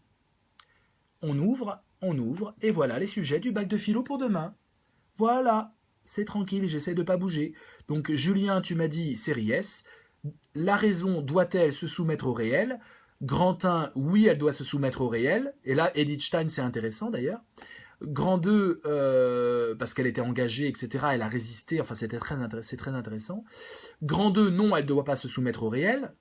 Elle doit dépasser le réel. Il y a peut-être de l'imagination dans la raison, il y a du désir dans la raison. Et puis grand 3, oui, si c'est la philosophie. Hein, encore une fois, grand 3, c'est la philosophie. Voilà, c'est simple, hein.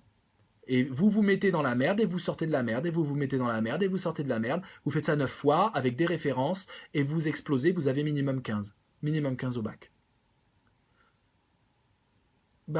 Oui, je peux, Alicia, mais il y a toute une méthode en ligne, je risque de me répéter.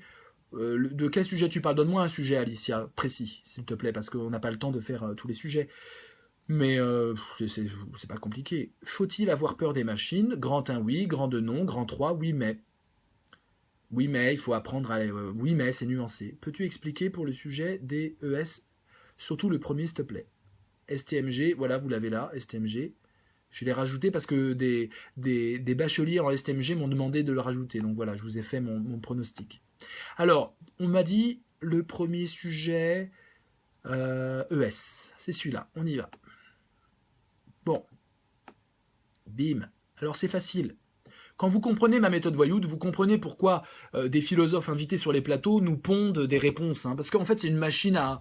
répondre. Je suis en train de vous montrer, et toute la méthode Voyoud, c'est ça, c'est comment, en étant idiot, même on arrive à avoir 15 sur 20 au bac. C'est ça l'idée. Donc ne soyez pas impressionnés par ceux qui arrivent à traiter des sujets en claquant du doigt. Une fois que vous avez cette méthode, vous faites ça pour n'importe quel sujet. Je vous le fais en direct. Et j'improvise parce que je ne l'ai pas préparé, vous allez voir.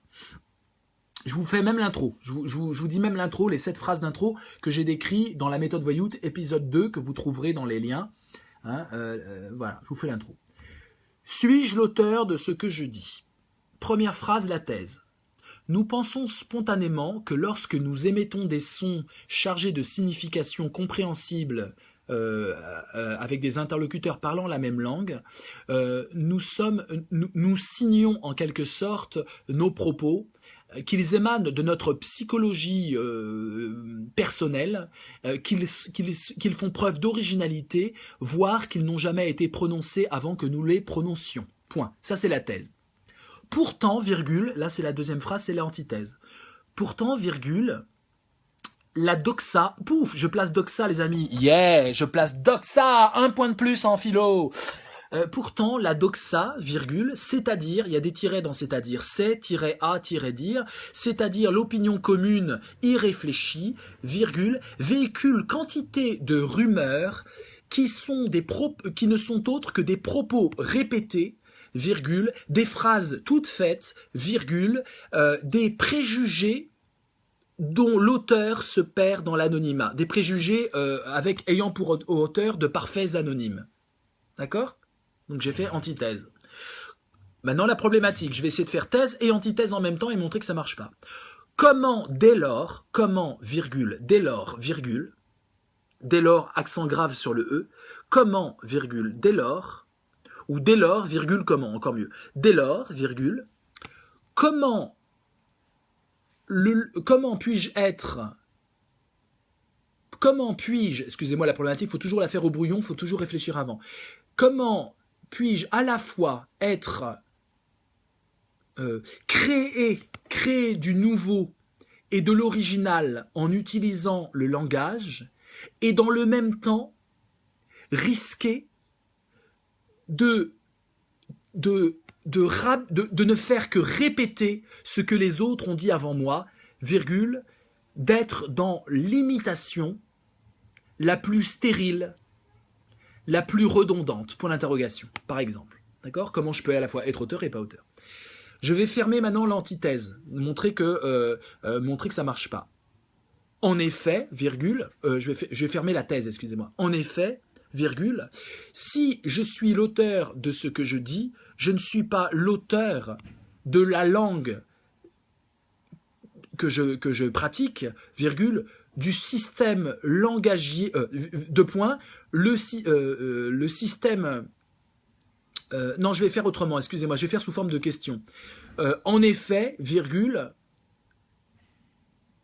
comment être l'auteur de ce que j'affirme si j'utilise un système linguistique qui me précède, virgule, et que je n'ai pas mis en place moi-même, pour l'interrogation. Finalement, j'hérite d'une langue avec ses tics, avec ses habitudes, et donc je suis jamais finalement l'auteur, parce que dès que je dis un mot, d'autres l'ont dit. D'accord ? Maintenant, je vais fermer l'antithèse. Inversement, virgule, zut, excusez-moi. Regardez pas mon mot de passe, hein. Bim. Inversement, virgule, je vais montrer le problème si on dit que je ne suis pas l'auteur. Si rien de ce que j'affirme ou rien de ce que je soutiens, je change les mots pour faire comme si j'avais beaucoup réfléchi aux mots. Si rien de ce que je soutiens, si je ne peux signer en mon nom propre rien de ce que je soutiens, virgule, comment la responsabilité peut-elle être possible? Point d'interrogation. La responsabilité peut-elle être possible, virgule, c'est-à-dire la singularité dans mes propos, point d'interrogation. Si je ne suis l'auteur de rien de ce que je dis, comment je peux m'engager moralement, hein, puisque s'engager moralement, c'est dire et dire je vais le faire, etc. Donc si c'est pas moi l'auteur, comment je peux être responsable de ce que je dis? Voilà, maintenant je vais montrer l'enjeu, je vais montrer que c'est très important de rester le cul sur une chaise pendant 4 heures pour répondre au sujet. Donc, je vais montrer notre question, notre interrogation et répondre à ces interrogations nous semble primordial. Vous avez vu, j'utilise le nous et primordial, c'est montrer que c'est hyper important. Nous semble primordial dans la mesure où, là vous gagnez un point, dès que vous utilisez dans la mesure où en intro, c'est un point de plus. Dans la mesure où il en va de, ça marche toujours et vous n'êtes pas obligé de faire une phrase comme ça, c'est pratique. Il en va de l'engagement moral des citoyens, virgule, de l'implication de nos libertés, de l'implication qui unit notre liberté et notre liberté d'agir et notre liberté de dire, virgule, de penser, point.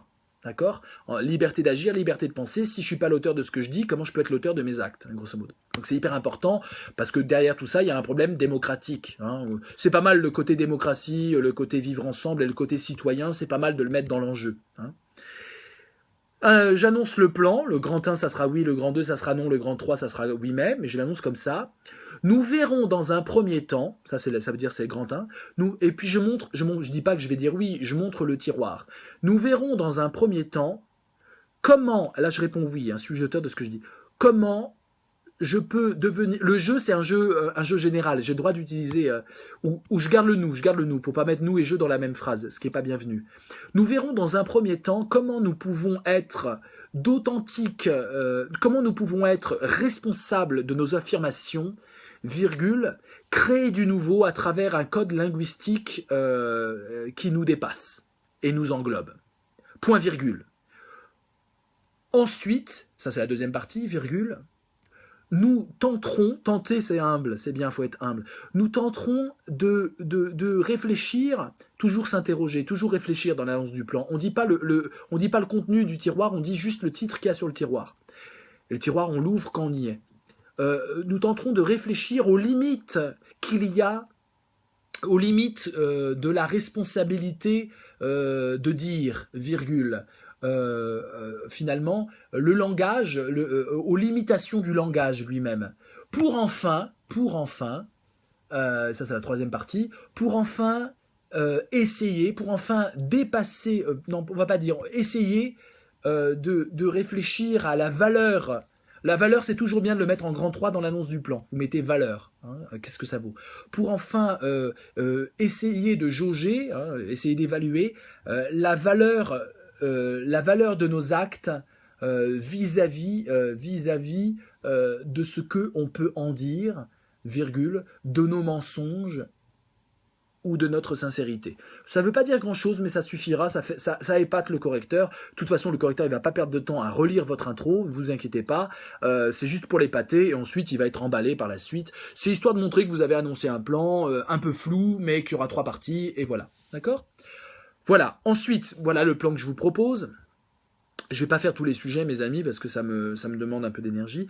Et puis, il nous reste encore 20 minutes ensemble, donc je préfère qu'on avance. Et puis, à vous de le faire aussi. Première partie, oui, je suis l'auteur de ce que je dis.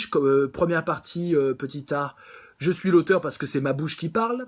Deuxième partie, petit a, je suis l'auteur parce que je n'écris pas avant de dire. Et donc, on est dans une spontanéité. Et dire, ce n'est pas écrire. Donc, distinction entre le dire et l'écrire. Quand j'écris, je peux contrôler, mais quand je dis, je suis dans la spontanéité. Il y a des émotions. C'est une partie sur les émotions. Et mes émotions colore ce que je dis d'autres choses que de simples informations, et donc je suis forcément l'auteur parce que je suis un être d'émotion, un être sensible, connecté au corps. Et troisième partie, je suis forcément l'auteur de ce que je dis parce qu'il y a du non-verbal et que ma façon de le dire, ma voix signe ce que je dis, même quand je lis un livre. Attention, il y a des messages personnels. Même quand je dis un livre, même quand je lis un livre écrit par quelqu'un d'autre, je suis l'auteur de ce que je dis parce que je l'interprète. On peut parler du comédien. Le comédien est l'auteur de ce qu'il dit parce qu'il le dit, parce qu'il vit ce qu'il dit.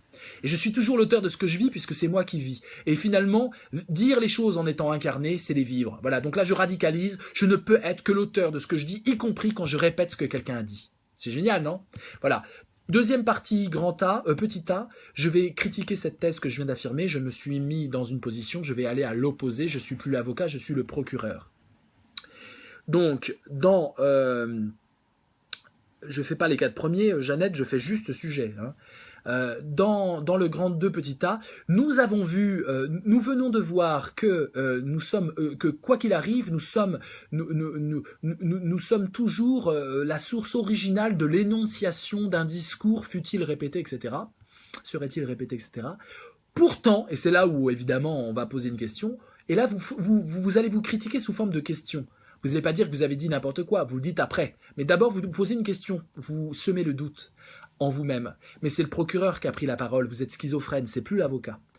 Pourtant, virgule, comment rendre compte de l'immense répétition, de tous les discours, de ces discours creux qui ne font que répéter des phrases, de ces médias qui, là vous pouvez parler un peu d'actu pour le début, pour montrer, de ces médias qui se répètent en boucle plutôt que de créer du nouveau.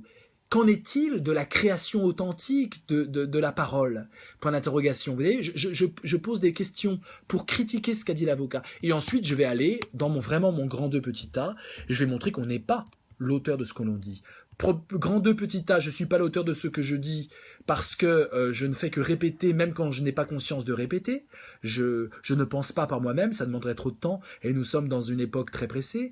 Grand 2 petit b, je suis pas l'auteur de ce que je dis parce que forcément quelqu'un l'a dit avant moi. C'est l'intertextualité, par exemple, Christevas, je vous renvoie à mes 24 références. Mais voilà, donc quelque part, c'est très dur d'être original et d'écrire quelque chose d'original. On peut encore l'écrire, mais le dire, en général, on dit des fadaises. C'est une interrogation sur vraiment le nouveau et la créativité qu'on apporte dans le discours. Et grand 3, petit c, non, grand 2, petit c, je radicalise, je ne peux jamais être l'auteur de ce que je dis parce que j'ai un inconscient. Le coup de l'inconscient, il est génial là. Hein, Freud nous montre qu'il y a un inconscient qui parle à travers moi, et Lacan d'ailleurs le développe. Et donc finalement, quand je crois être l'auteur, en fait, ce sont mes pulsions, mais l'auteur, il est conscient de ce qu'il fait. Mais en fait, c'est pas en tant qu'auteur que je dis les choses, c'est en tant que personne animée par un inconscient. Et donc les pulsions qui m'animent, je n'en ai pas conscience, donc je ne peux pas signer ce que je dis. Ça parle à travers moi. D'accord? J'ai radicalisé. Et maintenant, le grand 3, ça sera vive la philo. Donc, grand 3, je questionne. Nous avons vu qu'on n'est pas l'auteur, mais pourtant, comment se fait-il qu'on peut être responsable, qu'il y a une morale possible, que l'on peut s'engager à faire des choses parce qu'on le dit et que des gens croient à ce que l'on dit, précisément parce qu'il y a un engagement dans ce que l'on dit. Et donc, grand 3, petit a, la parole, donner sa parole, qu'est-ce que c'est? Grand 3, petit b, y a des contrats que l'on peut faire juste oralement par une poignée de main. On n'est pas obligé d'écrire et de signer.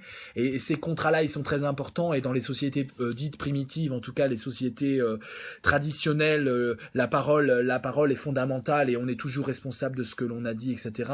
Vous faites un truc sur la vérité, le mensonge, la duplicité, etc. Et le grand 3, petit c, vous savez très bien que c'est sur la philosophie qu'il faut conclure. Je ne peux être l'auteur de ce que je dis que si j'ai une approche philosophique et que j'arrive à penser par moi-même, c'est-à-dire à dire véritablement des choses qui sont pensées préalablement. On est auteur quand on met de la pensée sur ce que l'on dit. Ce n'est pas la parole qui me fait être auteur, c'est la pensée qui me fait être auteur. Vive la philosophie. Conclusion, nous avons vu que c'était très dur, nous sommes passés par la morale, nous sommes passés par ça, c'était super dur, je suis un super-héros, et nous avons compris que c'est vive la philosophie, vive la philosophie. Vous faites une ouverture dans la conclusion sur l'époque d'aujourd'hui, d'accord? En parlant l'époque d'aujourd'hui, donc vous parlez, vous dites, dans une époque où les informations augmentent, où tout est en boucle, où tout circule dans le vide, il est très important de faire de la philosophie, c'est-à-dire de se réapproprier son discours par une pensée lucide, autonome, créatrice de sens, blablabla, je suis un super-héros. Et là, vous ouvrez sur l'époque en parlant des médias, des infos en ligne, et puis des technologies de communication. C'est là où vous devez en parler. Tout ce qui est anecdotique, tout ce qui ne peut pas être écrit de 50 ans avant, mais qui ne peut être écrit que en 2016, vous le mettez dans la conclusion, d'accord? Voilà, il y en a qui sont pas contents. Je suis désolé, j'essaie de vous satisfaire, mais c'est dur. Exprimez votre mécontentement. Je vous lis à présent.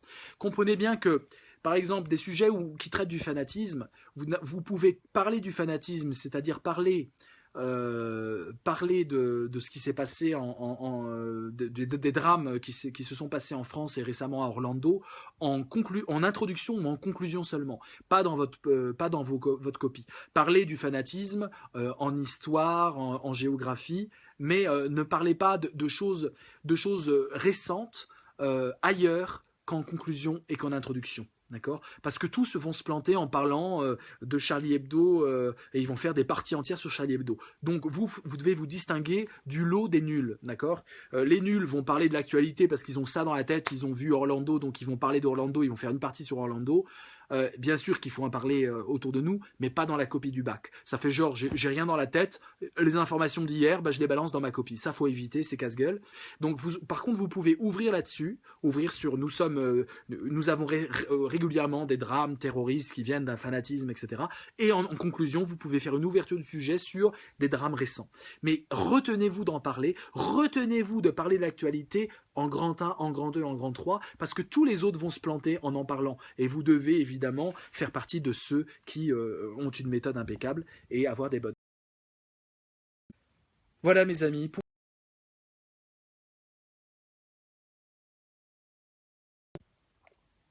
Nina, pouvons-nous lire quelque part les dissertations proposées ici, rédigées et non juste un plan? Rédiger, non. De toute façon, Nina, le but pour toi n'est pas d'apprendre des corrections de copie, ça sert à rien.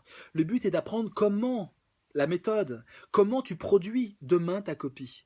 Surtout ne lisez pas de sujets corrigés, ça sert à rien. Ça sert à rien. Ça va vous embrouiller la tête, il y aura des références que vous ne maîtriserez pas et ça va vous complexer. Donc faites ce que je vous dis, vous allez sur ma page Facebook, vous regardez la méthode Voyoute, 3 épisodes, 4 épisodes avec celui d'aujourd'hui, et vous regardez la vidéo ou le petit post que j'ai fait sur les 3 parties, 3 sous-parties. Il y a une vidéo sur YouTube, vous tapez CESPEDES méthode philo, et vous avez une vidéo de 27 minutes qui résume la dissertation que vous aurez à prendre demain. Voilà, mais surtout pas de sujet corrigé, ça sert à rien. Ça va vous culpabiliser, vous allez vous sentir nul. Vous allez vous sentir genre, j'aurais jamais pu faire ça moi-même. Comment j'aurais kiffé en 90 avoir cet outil et écouter Vincent Cespedes, quelle chance les jeunes. Merci Alma, c'est gentil. J'ai été prof de 1997 à 2002. J'ai peur de ne pas trouver un bon plan. Charles, je vais te le dire ton plan pour demain. Grand 1, tu dis oui au sujet, de plus en plus fort. ABC, c'est de plus en plus fort. Grand 2, tu dis non. Et grand 3, tu dis oui, mais tu montres que c'est super dur de dire oui, mais on y arrive quand même. Et tu finis par la philo. Ça y est, ton plan, tu sais le faire, Charles. Donc maintenant, tu ne t'en fais pas. La seule possibilité, le seul autre plan alternatif à celui-là, c'est grand 1, tu dis non. Grand 2, tu dis oui. Et grand 3, tu dis non, mais tu montres que le non est nuancé et tu finis par la philosophie. Donc ton plan, c'est bon, tu l'as. 9 parties, 9 sous-parties, une intro, une conclusion. Tu rédiges au brouillon toute l'introduction que tu réécris. Après, tu écris directement sur ta copie. Et tu suis toute la méthode que j'ai donnée sur ma page Facebook et tu vas exploser le score en philo, je te le garantis. Est-ce triste à dire que plus rien ne m'attriste? Merci de m'éclairer. Est-ce triste à dire que... Ouais, mais ça c'est des sujets de profs narcissiques qui se font plaisir à eux et qui donnent ça à leurs élèves, mais jamais t'auras ça au bac. Jamais t'auras ça au bac, ne t'inquiète pas. On appelle ça le plan normand. Non, parce que tu réponds. Le plan normand, c'est oui, mais peut-être. Oui, non, peut-être, ou non, mais, ou non, oui, peut-être. Or là, c'est tout sauf du plan normand, Jean-Baptiste. C'est oui, non, oui, mais. Donc tu réponds un oui ou tu réponds un non si tu fais l'inverse, mais le mais est la nuance, mais il faut la philo. Grosso modo, le c'est mais il faut philosopher. Donc c'est tout sauf normand. On répond vraiment au sujet. Sommes-nous obligés d'utiliser les repères? De quoi tu parles, Julie? De quels repères tu parles? Ah, les 24 repères? C'est ça? Non, les références ou les repères? Je comprends pas de ce que tu dis. Précise ta question. Que faire si nous sommes à court d'arguments? Tu peux pas. Regarde, les arguments d'abord, t'en as, je t'en ai donné. T'en auras 24, tu peux en prendre 10. Donc tu les notes sur un bout de papier, tu les répètes. Dès que t'arrives, dès qu'on te donne du brouillon, tu les réécris sur ton brouillon. D'accord? Dès que tu as une page de brouillon, tout ce que tu as dans la tête, hein, les 24 références que je t'ai données, t'en retiens 10, tu les mets sur le brouillon pour t'en souvenir. Comme ça, si jamais tu oublies, le brouillon il sert à ça. Le brouillon il sert à se souvenir des bonnes idées que tu as. Et si en cours de rédaction, tu as une super idée, mais tu sais pas pour le grand 2, c'est pour le grand 3, et tu es en train de rédiger le grand 2, et ben tu remplis grand 3 petit b et tu mets ton idée. En fait, ce que vous devez faire sur votre page de brouillon, c'est avoir votre plan que vous remplissez au fur et à mesure de votre rédaction. Alors bien sûr, au début, il faut commencer par grand 1, petit a, donc vous devez l'avoir. Mais si tu as des idées, tu essaies de les placer sur le plan. Si c'est une idée pour répondre oui au sujet, tu la mets dans le grand 1. Si c'est une idée pour répondre non au sujet, tu la mets dans le grand 2. Et si c'est une idée pour répondre oui mais ou non oui mais, tu la mets dans le grand 3. Et tout vide sur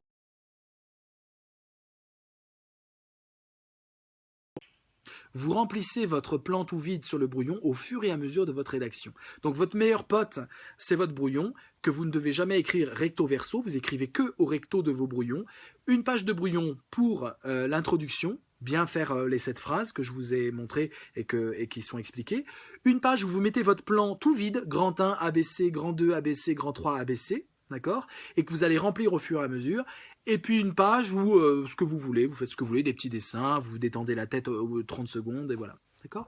Et pensez bien à vous relire, ou alors vous rédigez, mais vous devez vous relire dans votre rédaction. Je viens d'écrire 4 phrases, je relis mes 4 phrases pour voir s'il y a des fautes. Moi, c'était ma méthode, mais elle est personnelle. Il y en a qui aiment bien tout relire. Moi, je ne pouvais jamais tout relire. Ça m'ennuyait de me relire de A jusqu'à Z. Ce que je faisais, c'était de rédiger, et au bout de 3-4 phrases, je reprenais le fil pour voir si je n'avais pas oublié une idée, et ça me permettait de corriger l'orthographe. On évite un hors-sujet, Charles, je l'ai déjà dit, donc revois cette vidéo, elle sera utile pour toi. On évite un hors-sujet en répondant à chaque fin de sous-partie, ta dernière phrase de sous-partie, c'est une punchline qui répond au sujet.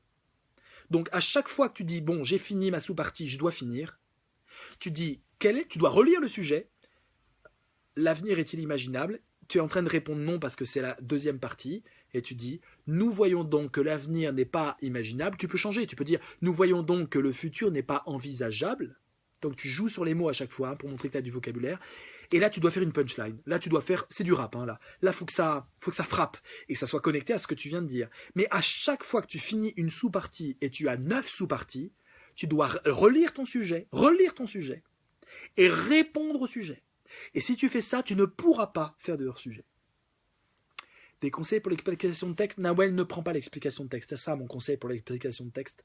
Ne prends pas l'explication de texte. Tu as une disserte, tu as une méthode là que je vous donne, tu as largement le temps, tu te donnes encore 1h30 pour bosser, après tu te détends, tu revois la vidéo, tu revois les trucs, mais tu ne prends pas le texte. S'il vous plaît, ne prenez pas le texte, prenez la disserte, vous avez le choix, prenez la disserte qui vous inspire le plus en fonction des connaissances que vous avez. Tu conseilles les transitions en début ou en fin de partie. La transition, c'est en début de grand 2 petit a et de grand 3 petit a. Il y a 2 transitions. Grand 2 petit a et grand 3 petit a. En grand 1 petit c, je fracasse tout en disant oui, oui, oui, ça peut être que oui. Grand 2 petit a, je montre que non, non, non, c'est peut-être pas oui. Et en grand 2 petit c, je réponds non, non, non, ça peut être que non. Et en grand 3 petit a, je commence en disant mais non, finalement, c'est plus compliqué que ça. L'ennemi de l'éducation nationale. Bah oui. En tout cas, de cette éducation nationale-là, de cette façon de faire école, oui, oui, oui. Je l'écris noir sur blanc dans mon livre Oser la jeunesse. Je montre qu'on fait n'importe quoi dans cette éducation nationale. Regardez ce qu'on est en train de faire. On est en train de faire une vidéo. Il y a un cours en ligne. Voilà, on est en train de discuter. C'est comme si vous étiez des élèves. Vous répondez. En plus, il n'y a pas de bavardage. C'est génial. On n'est pas en train. J'entends pas votre bavardage. Je suis tout seul chez moi. Et vous écoutez votre cours, Et pourtant, c'est un cours et on est 130. On est 130. Je donne un cours à 130 personnes. Simultanément, je rebondis sur vos remarques. Je vous aide. Je vais dans votre sens. Quand quelqu'un me dit j'ai pas compris, je lui explique. Regardez cette technologie. Elle n'est pas extraordinaire. Franchement, il y a de l'énergie qui circule entre nous. C'est pas mort comme cours. Je peux vous lire un texte et je peux vous mettre le texte sous les yeux. Pas besoin de cartable de 10 kilos. Regardez là. Je pourrais presque faire école. Grâce à cette technologie. Regardez maintenant l'éducation nationale. Se lever tôt le matin. À 6h30, 7h du matin. Avec un cartable de 9-10 kilos sur le dos. Aller voir des profs dont la moitié des profs c'est ennuyeux. Et l'autre moitié c'est sympa mais franchement on serait... Vous comprenez, on est complètement archaïque, il faut réinventer l'école et on refuse. Et là, ce qu'on fait, là, c'est un cours de 130 personnes. Peut-être que l'année prochaine, d'ailleurs, je ferai des cours de philo toute l'année. Voilà. C'est ce qu'on fait un peu dans nos balbutiements. Hein. On fait ça. Ceux qui nous découvrent, là, les 130, mais sachez que sur ma page Facebook, régulièrement, il y a des jeux de rôle en ligne, ça s'appelle Primate Joke. S'il y a des amis, ils peuvent mettre le lien. Primate Joke. On a des balbutiements, j'appelle ça comme ça, c'est des vidéos live où on philosophe tous ensemble, et c'est pour tout le monde, pour les jeunes, pour les vieux, tout le monde. Donc on est expérimenté sur cette page Facebook. Mettez-la dans vos favoris, partagez-la avec vos amis, vous verrez, vous pourrez philosopher après la terminale. Bah oui Clément, 7h30, Clément, moi j'ai des souvenirs atroces de devoir me lever à 6h, 7h30 pour aller en cours. Et quand le cours est ennuyeux, mais c'est scandaleux. On passe toute notre enfance le cul sur une chaise à écouter des vieux, quoi. C'est quand même scandaleux. C'est quand même scandaleux. C'est pas possible. Il y a un truc qui cloche. Merci, c'est gentil. Tu viens de me faire apprendre plus de choses en 10 minutes qu'en une année de philo. Bah, je suis désolé pour toi, mais c'est le but du jeu. Hein. Le but du jeu est de montrer qu'il faut. Alors, je suis très démagogique avec vous, sachez-le. Hein. Parce que je peux dire des gros mots, comme je suis pas prof, j'ai toutes les libertés, je peux vous faire des bisous, je peux vous dire que vous êtes nul, je peux dire Maxime, t'as un gros nez, voilà, tout est possible puisque je suis pas tenu par une institution, c'est aussi ça ma liberté. Donc je peux être démago à fond, je peux vous manipuler comme je veux, et c'est ça qui est drôle aussi, évidemment. Faites mon jeu de rôle Primate Joke, vous verrez, jouez au jeu de rôle Primate Joke. C'est un jeu très philosophique, ça se passe en 2114 et on s'éclate vraiment tous ensemble. On s'appelle à Facebook. Ah, Facebook, c'est pas mal, Claude. Je vais te le prendre. Facebook, je te jure, je le prends, Claude. Et merci beaucoup. On gardera la trace de cette invention. Je vais faire un Facebook philosophique l'année prochaine pour les élèves de terminale. Le problème des élèves de terminale en philo, c'est qu'ils se réveillent 4 jours avant le bac. C'est-à-dire que j'ai essayé de faire des stages gratuits où je donnais des cours, tout ça, mais en fait, il n'y a personne. C'est juste 4 jours avant le bac, ils se disent, mais en fait, j'ai le bac philo, et en fait, c'est la première épreuve du bac, et si je me plante au bac philo, je vais être tellement déprimé que je vais me planter à mon bac. Donc voilà, donc c'est compliqué de sensibiliser. Oui, embrassez-moi, dit Antoine. Mouah, Antoine. C'est trop drôle. Voilà, mes amis, je crois qu'on a fait un bon tour. Maintenant, ce que je vous recommande, demain, on peut boire du vin rouge avant l'épreuve. Demain, non, tu évites tout ce qui altère ta conscience, tu as besoin de conscience, mais par contre, prenez du sucre. Parce que le cerveau consomme du sucre. Donc, n'hésite pas à bouffer du sucre. Ne faites pas de régime demain. Il faut du sucre rapide, d'accord, aie la barre au sucre, et de l'eau et du sucre. Ça, c'est très important. Un truc sucré, fais-toi plaisir. Hein, du sucre et de l'eau. Voilà. Finissez au bout de 4 heures. Hein, prenez vraiment votre temps. Hein.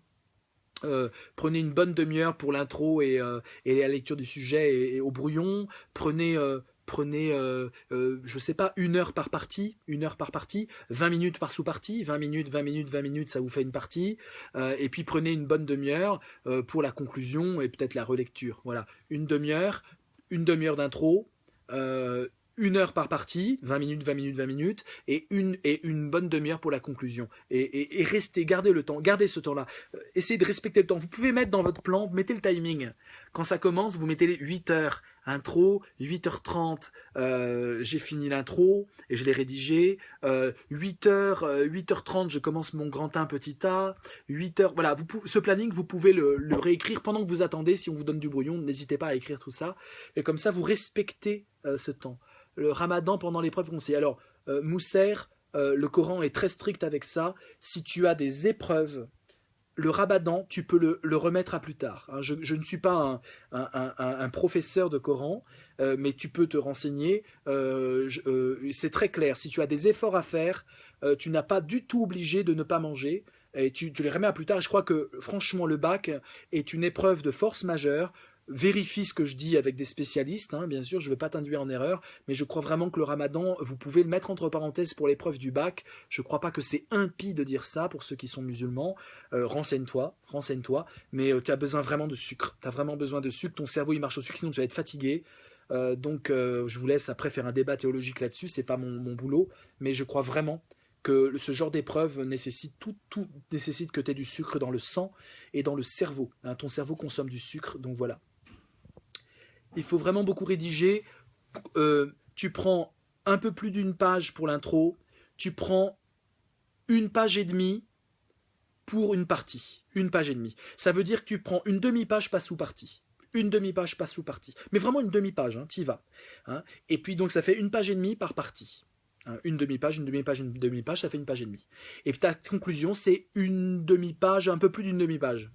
Trois quarts page. Voilà, et il faut faire ça. Ça, vraiment, j'insiste. Même si vous avez l'impression d'avoir rien à dire, vous devez quand même en donner pour son argent au correcteur. Voilà. Barre de céréales, quels cours sont importants pour demain? Non, tu peux répondre à tout. Fais la méthode que je viens de te donner. Tout est sur Internet. Tu as tous les éléments. Fais défiler ma page Facebook et tu auras les éléments. Tu cliques sur les liens que j'ai mis. N'apprends pas les cours. Oublie tes cours. Là, maintenant, on est dans le système voyou. Hein, donc le but, c'est que tu t'en sortes avec plus de 12. Mes amis, j'ai eu beaucoup de plaisir à échanger avec vous pendant cette heure et demie. Continuez à être fidèles à ma page parce que vraiment on s'amuse comme des fous et ça nous inspire tous. J'ai besoin d'être connecté à des jeunes, c'est l'occasion aussi. J'ai besoin d'être connecté à vous. Et revenez me voir quand vous aurez plus de 12 sur 20. Et laissez-moi des messages, je les partagerai avec grand plaisir après le bac. Rendez-vous demain pour un live de correction, ça sera demain soir où je corrigerai tous les sujets en live avec vous. À bientôt mes indisciplinés.